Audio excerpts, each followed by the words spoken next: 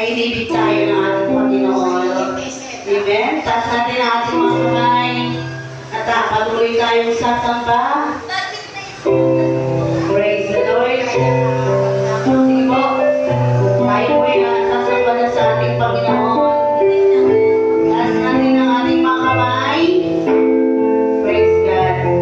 Kung gusto po natin tugunin sa ating mga panalangin sa gabi ito, focus po muna natin ang ating buong isip, ang ating buong puso sa ating Panginoon, upang sa ganon, ang ating mga kahilingan sa gabi ito ay tugunin ng ating Panginoon.